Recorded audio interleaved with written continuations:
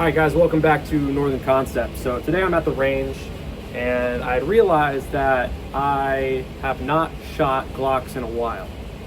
So I wanted to do that. So today I've got a Glock 17, a Glock 19, and then a Glock 43x.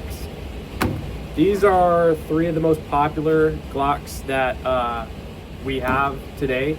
And I haven't shot them side by side in a while, so I want to kind of get a feel for each of them. This is coming from someone who doesn't own Glocks. I don't shoot Glocks often, so call it first impressions, call it whatever you want. I'm just going to be shooting the 17, then the 19, then the 43x, and kind of talking about how they feel, what they would be good for, and things like that. So let's get started. So we're going to be starting with the Glock 17. This is a Gen 4 just because we don't have a Gen 5 to rent here to shoot. So we're going to be doing 5 rounds, 124 grain, kind of get the vibe and see where we're at with a Glock. I'm not a fan of Glock triggers, I know that for sure.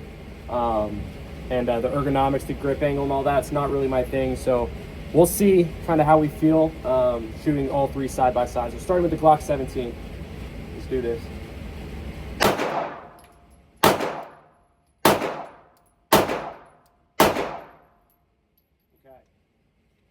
So right off the bat, relatively soft firing. I do not hate it, okay? I don't hate it, but like I said, it's the grip angle. So Glocks, if you don't know, have a very forward grip angle, if that makes sense. Like this is vertical, Glocks are like this, almost. That's dramatic, you know, but like my wrist, if you can see, to get it straight, it's going forward.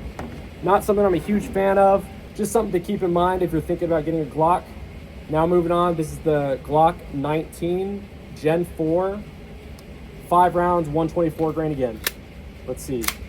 What I expect from this is it's gonna be a little bit snappier because it's a smaller gun, it's lighter, shorter barrel. So typically that translates to more recoil. So let's see kind of how it feels. Let's do this.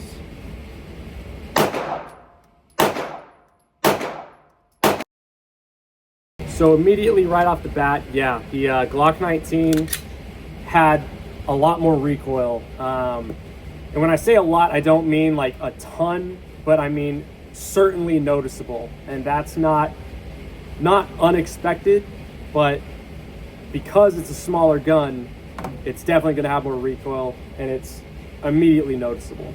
So moving on, we're gonna be going to the 43x. For those that don't know, this is probably the most popular concealed carry handgun in the world right now.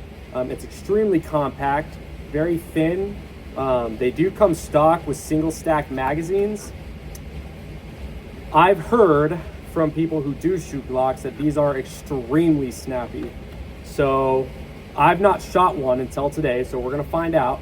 But I'm expecting this to be very, very snappy. So 5 rounds, 124 grain. Let's kind of see how much more snappy this is. Oh, yeah. Yeah. So the difference from the 17 to the 19 was significant. But the difference from the 19 to the 43x, even more so. This thing does pack a punch. What is kind of a bummer is this is a handgun that we here recommend to women all the time. It's small, it fits their hands very well, it's relatively lightweight, and it's very concealable.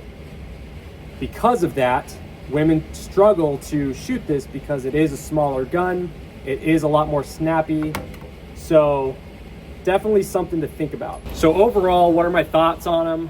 Like I said, I'm not a Glock guy. I didn't grow up shooting Glocks. I don't love the grip angle, I don't love the trigger, but Glocks work. They're known for that. They've been used by almost every law enforcement agency, every military force in the world, and they're known to just work. So there's nothing wrong with Glocks if you like them. I just don't personally like them. The 17, Very light shooting compared to the other two. It does have a good magazine capacity, 17 rounds. That's pretty standard these days. The 19 has quite a bit more recoil than the 17 because it's a smaller gun. It has a shorter slide, and it's a little bit more punchy, but not that bad. But it is noticeable if you're shooting them side by side like I just did. The 43x, extremely compact, very small, very thin, but very hard to control if you're not used to shooting handguns. So these are good things to think about when you're looking for maybe your next concealed carry handgun, maybe for a home defense gun, right? What I like to say is if you're looking for a home defense gun, if you're looking for a center console gun, even a purse gun, it doesn't need to be the smallest gun in the world. It doesn't need to be concealed, right? So if you are looking for something that you can conceal under a t-shirt during the summer, the 43x is great. It's small, it's light, it's not gonna be pulling your board shorts down if you're walking around in Miami or whatever. But the trade-off is it has a little bit more punch when you're shooting it.